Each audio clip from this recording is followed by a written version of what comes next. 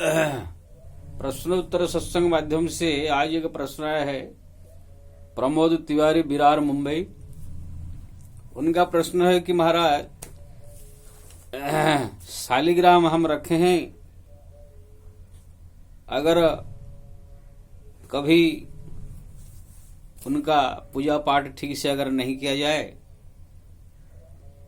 बोलते हैं कि बहुत बड़ा संकट आ जाएगा, विपत्ति आ जाएगा।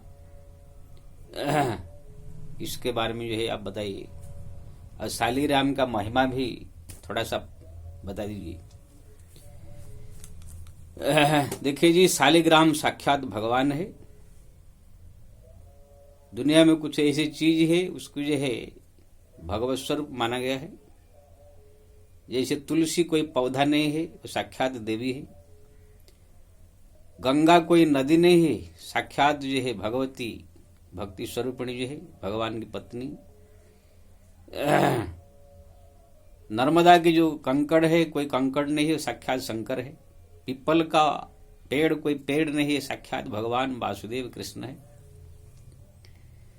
गुरु जो है कोई मनुष्य नहीं, साक्षात भगवान के भगवान तो नहीं है लेकिन भगवान के जैसे आदरणीय है।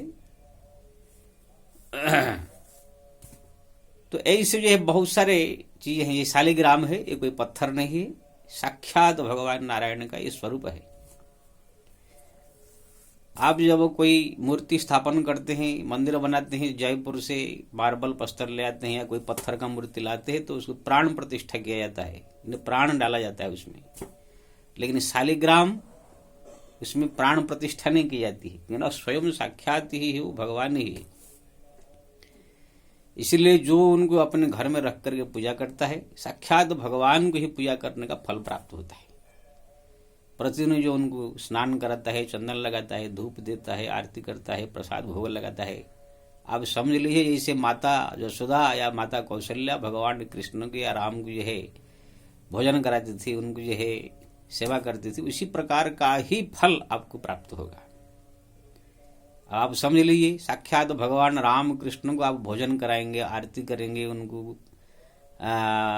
धूप दिखाएंगे, दीप दिखाएंगे, तो क्या आपका फल होगा? समझ लीजिए अपने आप। यानी साक्षात मुक्ति है। मरण के बाद जो है मुक्ति, और यहाँ पर रहते हुए भी समस्त प्रकार सुख, संपदा, आनंद, समस्त प्रकार जो है सफलता आप हासिल करेंगे, अगर भगवान शालिग्राम को आप रख करके भगवान की पूजा कर रहे हैं। पद्म पुराण में, स्कंद पुराण में शालिग्राम की महिमा की बड़ी विस्तार से वर्णन किया गया है। शालिग्राम को जो पूजा करता है, समस्त तीर्थों का स्नान का फल घर बैठे बैठे प्राप्त हो जाता है। शालिग्राम की जो प्रतिदिन आराधना करता है, पूजा करता है, उनको समस्त प्रकार दान का, यज्ञ का फल बैठे बैठे घर में मिल जाता है। जो शालिग्राम भगवान का प्रतिदिन दर्शन करता है, पूजा करता है, उसको समस्त यज्ञ, पूजा पाठ, दान, धर्म का जो है सबका फल घर बैठे बैठे प्राप्त हो जाता है। तो इस प्रकार से यहाँ पर जो है समस्त प्रकार सुख संपदा प्राप्त करते हुए, शांतिमय जीवन व्यतीत करते हुए, मृत्यु के बाद जो है साक्षात भगवत धाम प्राप्त करता है। शालिग्राम भगवान को जो पूजा करता है, धर्म, अर्थ, काम, मोक्ष 4 पदार्थ प्राप्त होती है। इसे बहुत लंबा चौड़ा स्कंद पुराण में और पद्म पुराण में जो शालिग्राम की महिमा वर्णन किया गया। मैं एक अलग से वीडियो जो है बनाया हूँ, आपको भेज दूंगा शालिग्राम की महिमा के बारे में। अभी पूरी तरह से व्याख्या नहीं करूंगा, खाली शॉर्टकट में बता दे रहा हूँ। शालिग्राम साक्षात भगवान है, उनकी पूजा करना, उनकी आराधना करना, उनकी आरती उतारना, उनको भोग लगाना, साक्षात भगवान नारायण को आप बैठा करके ही पूजा कर रहे हैं, भोजन करा रहे हैं, इसी फल है। जैसे माता कौशल्या को, यशोदानंद को गति मिला, वही गति आपको प्राप्त होगा। अब इसमें यह भी वर्णन है, शालिग्राम जो है अलग प्रकार के होते हैं। शालिग्राम अगर चक्र से चिन्हित हो और चक्राकार चिन्ह उनमें, तो शालिग्राम को उत्तम माना गया है। शालिग्राम सदैव काला काला होना चाहिए, गोलाकार काला, चिकना काला जैसे एकदम होना चाहिए। शालिग्राम में क्या है, कभी कभी हरा हरा रहता है, जैसे थोड़ा संतरा कलर का भी रहता है, अलग अलग प्रकार की। थोड़ा गोलाकार रहे या चौरस रहे तो ठीक है। कभी कभी जो है नुकीला वाला रहता है तो उसको उत्तम नहीं माना गया है।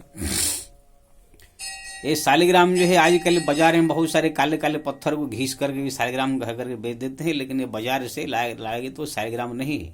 शालिग्राम कोई भी साधु संत महात्माओं के आश्रम से, मंदिर से ही आपको मिलेगा असली शालिग्राम। बाकी बाजार से जो मिलता है वो सब काला पत्थर को घीस कर बना देते हैं। जैसे शंकर जी का पिंडी वो काला पत्थर से बना हुआ है, ऐसे उसी पत्थर से जो है गोल गोल बना करके शालिग्राम कह करके आप देते हैं, उसी का जो है कोई फल प्राप्त नहीं होगा। अगर शालिग्राम को पूजा करना चाहते हैं तो कोई साधु संत महात्माओं के आश्रम में जा करके, जहाँ अयोध्या वृंदावन या कोई भी आश्रम हो वहां पर जा करके आप लेंगे तो वो असली होता है। क्योंकि ना वो सब नेपाल में जो भगवान मुक्ति नारायण है, जहां पर शालिग्राम जो भगवान स्वयं बन गए थे, तुलसी ने जो अभिशाप दिया था भगवान को शालिग्राम पत्थर हो जाए, तो वहां पर जो गंडक नदी बहती है वहां पर शालिग्राम ट्रक ट्रक पड़े हुए हैं सब। कभी नेपाल में मुक्तिनाथ जाएंगे तो वहां पर देखेंगे लाखों लाखों शालिग्राम ऐसे पड़े हुए हैं नदी में।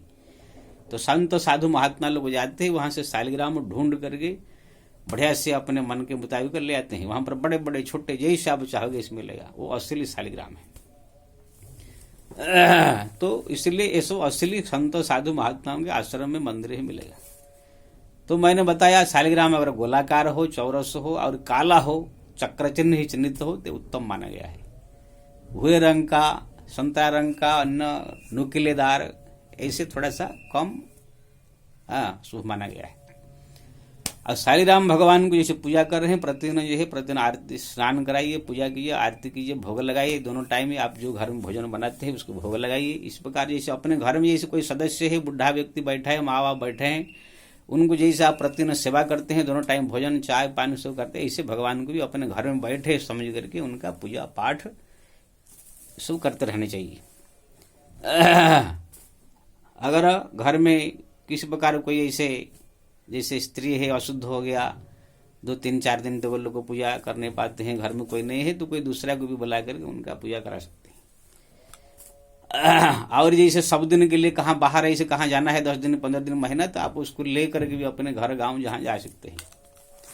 और जहां तक भगवान की पूजा अगर नहीं किया, नाराज हो जाने की बात है, देखो भाई कभी कभी जो है ऐसी समय परिस्थिति आ जाते हैं, हम घर पहुंच नहीं पाते हैं, या कुछ ऐसी संकट में मुसीबत में हम लोग फंस जाते हैं, या कुछ कारण ऐसे बन जाता है जहां पर हम जो है घर ठीक टाइम से पहुंच नहीं पाते, इसीलिए कभी कभी ऐसे पूजा पाठ ठीक से हो नहीं पाता है। एक दिन संकट में कुछ फंस गए, कहाँ गए, ऐसे कुछ बवाल में फंस गए, तो उस समय जो है भगवान को प्रार्थना करने का, प्रभु हम ऐसे ऐसे मुसीबत में संकट में फंस गए हैं, आप घर पहुंच नहीं पा रहे हैं, आपको स्नान पूजा भी हो नहीं पाया, इसीलिए क्षमा करें प्रभु, आप तो लक्ष्मीपति है, कृपालु है, दयालु है। तो ऐसे सोच करके मन में ही उनको स्नान करा देने का, मन मानसिक पूजा इसे कहते हैं। मन में ही वो शालिग्राम का याद करने का, जैसे आप गंगा जल से स्नान करा रहे, उनको चंदन लगा रहे, उनको जैसे पुष्प चढ़ा रहे, उनको आरती उतार रहे, उसके बाद तरह तरह के मिष्टान्न सामग्री भोग लगा रहे हैं, ऐसे मन से ही उनका पूजा आप कर सकते हैं। अगर किसी कारणवश कोई ऐसी जगह फंस गए जो कि घर पहुंच नहीं पाए, पूजा कर नहीं पाए, तो आप उनको जो मन से भी पूजा कर सकते हैं। मानसिक पूजा का भी बड़ी महिमा है। तो भगवान कोई ऐसे नृशंस या राक्षस नहीं है जो कि कोई अगर भक्त किसी कारणवश कहाँ फंस गया, आप पूजा कर नहीं पाए तो नाराज हो जाएंगे, संकट आ जाएगा, ऐसे नहीं है। वो परम दयालु है, परम कृपालु है, इसलिए ऐसी सोचना गलत है। अगर कहाँ किसी कारणवश आप फंस गए या कोई यात्रा में जा रहे हैं, ठीक से आप उनकी सेवा नहीं कर पा रहे, तो उनको मन से ही सब उसी प्रकार के भाव रख कर पूजा कर देने का, मन से स्नान कराने का, मन से ही उनको सिंहासन में बैठा के आरती पूजा कर देने का। मानसिक पूजा तो और प्रत्यक्ष पूजा से ज्यादा महिमा बताया गया। तो इसी प्रकार से जो है शालिग्राम की आप पूजा कर सकते हैं। और शालिग्राम की जो है महिमा आपको बता दिया, साक्षात भगवान की पूजा कर रहे हैं आप माना जाएगा। अगर शालिग्राम की महिमा के बारे में ज्यादा जानकारी हो तो पद्म पुराण पढ़िए।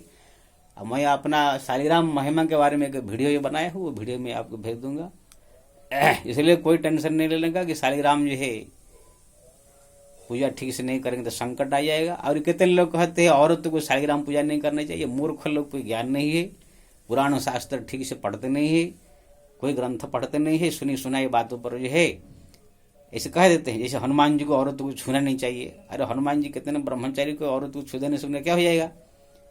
अयोध्या की जो है राजमहल में 1000 स्त्री व दासियों के बीच में रहने वाले हनुमान जी, उनका मन बिगड़ा नहीं, तो आजकल औरतों को छू देने से उनका मन बिगड़ जाएगा।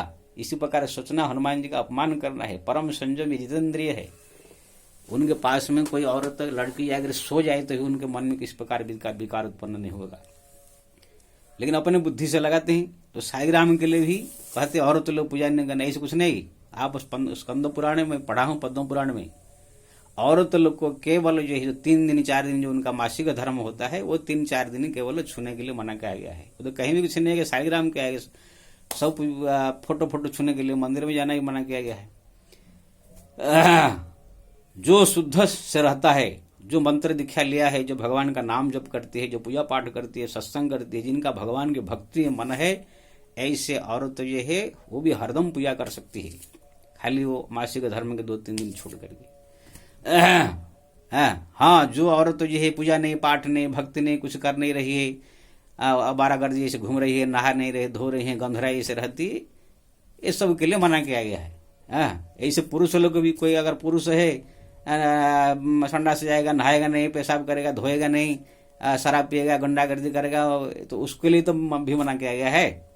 साईग्राम मतलब भगवान साक्षात है, इसलिए थोड़ा जो भी स्त्री हो पुरुष हो पवित्र भाव से थोड़ा सा शुद्ध नहा धो करके बढ़िया से भक्ति वाला जो है वो इसको यह कहा गया है। पूजा पाठ कोई भी स्त्री पुरुष कर सकता है। भगवान गीता में कहते हैं माहि पार्थपाश्रय जय पिष्यु पाप जो नय स्त्रियों वेश्या तथा शूद्रास्ते जानती परम गति।